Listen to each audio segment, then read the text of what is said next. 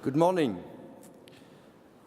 So I know it's early, but our subject this morning is very, very interesting. It's about corporate social responsibility and global governance. Well, global governance is not an easy concept to define. It covers a large scope and embraces the public and private spheres.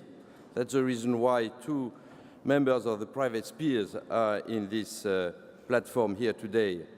One speaks of local governance, corporate governance, or global governance. Historically, if I'm correct, the first time it was talked about governance was in 1975. And it was an economist, Williamson, who presented it as a part of the theory of the enterprise. So that's therefore legitimate to ask whether the governance that companies establish for themselves has a bearing on global governance, notably through their initiatives related to what they perceive as being their corporate social responsibility. So usually when we think about global governance, we refer to the international institutional architecture that we have for 60 years, UN, Bretton Woods, etc. But clearly new challenges have emerged in the last 20 years. And I will not mention all of them, but you have the rise of emerging countries, the demographic transition, the social evolution, huge moves towards cities, the development of slums, 4 billion people in the bottom of the pyramid, large middle classes pretending to adopt Western style of consumerism. We have also the awareness of the environment, the climate change, the terrorism, the emergence of rogue states, nuclear proliferation, and I'm forgetting many of them. So it is a fact that international institutions are not fully able to provide all the solutions at the right time which are required to tackle all these new challenges.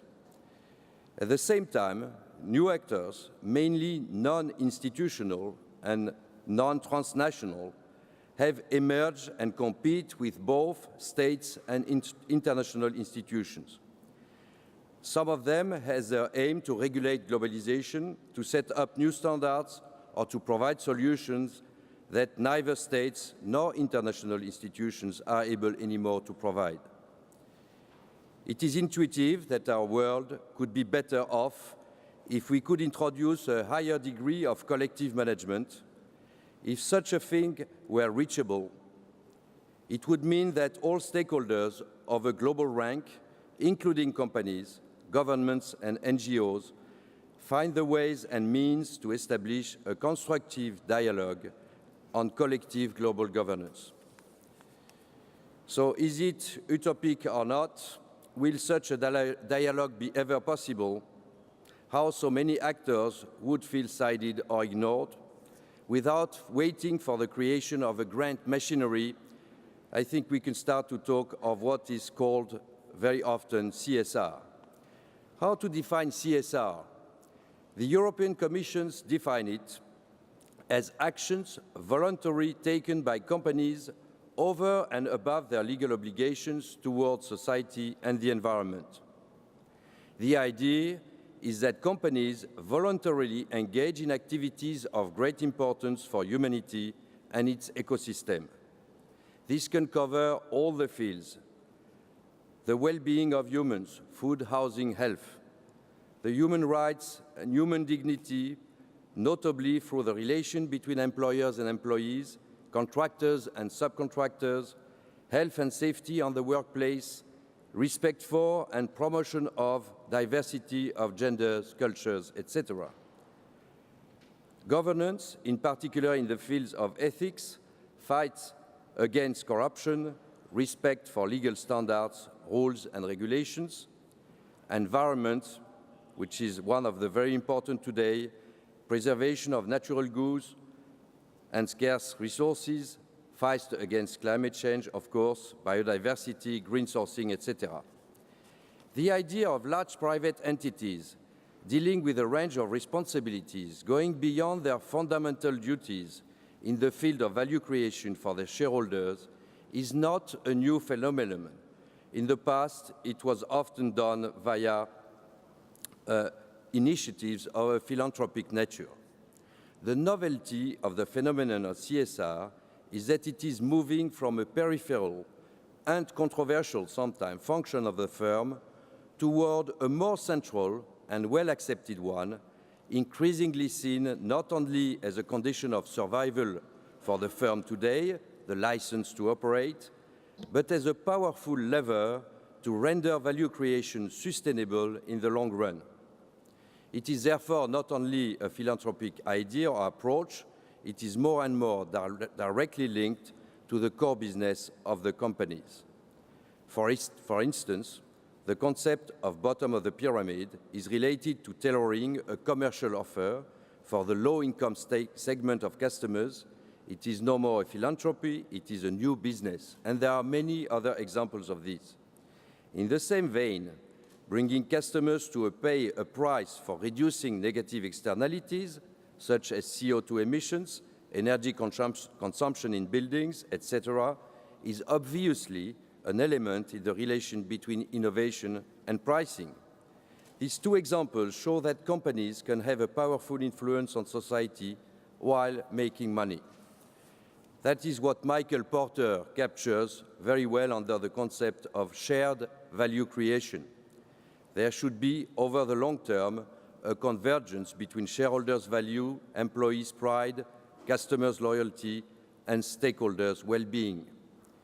This is achieved through corporations, policies and operating practices that enhance the competitiveness of a company while simultaneously advancing the economic and social conditions in the communities in which it operates. Fundamental in this new role of corporates is their scale and reach in a globalized world. As they are both global and local, companies have the ability to promote CSR everywhere. Their multi-local nature can indeed be an irritant for states as it limits their autonomy, but it can also be a nice supplement to the role of states in managing public goods and redistributing the value created by globalization. For example, when Lafarge sets health and safety as its top priority and a core value for its employees, subcontractors, and customers, and when it promotes these very demanding rules among the cement industry, then Lafarge exerts a role in global governance, because in 76 countries, tens of thousands of people will be acting in the same way. There are many examples of situations that multinationals can address successfully and where companies can be a factor of stability. It is no surprise, therefore, that new global governance institutions centered on companies have emerged. The WBCSD, World Business Council for Sustainable Development, under which the CSI, Cement Sustainable Initiative, is working, the UN Global Compact, the World Economic Forum, etc. These new institutions allow for the development of standards and values, often in fields where governments have not adequately addressed global issues, for instance, environment in the Middle East, social standards in Asia, etc. In turn, this key role in implementing global governance issues has transformed expectations toward multinationals. It is recognized that they can contribute, but it is also expected that they behave as examples of good governance. As the UN Special Representative on Business and Human Rights, Professor Ruggie, puts it, states have the responsibility to protect human rights, while companies have the responsibility to respect them.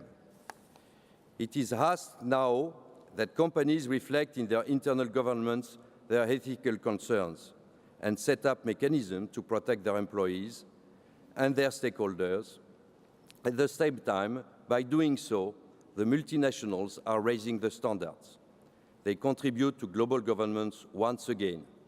And I fully agree with Mrs. Robinson when she says that there is an immense capacity of business to give leadership.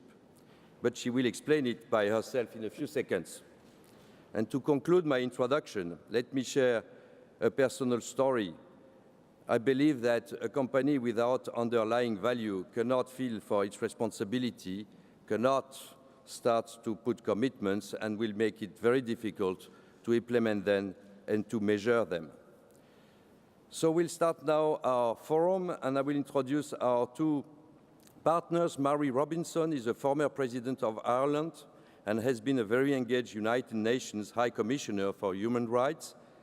Her new project is called Realizing Rights, the Ethical Globalization Initiative, which supports capacity building and good governance in developing countries.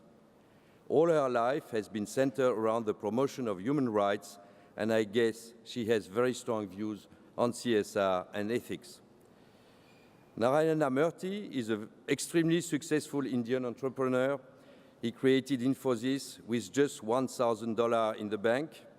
Not only did he achieve to create one of the most successful companies in the world, but also he created a value-based company and a way to manage companies that we all recognize. He now serves on many prestigious boards of companies or universities. He will give us his thoughts about values and leadership. So to start this discussion, I will give the floor to Mrs. Mary Robinson. Thank you. Thank you very much, Chairman.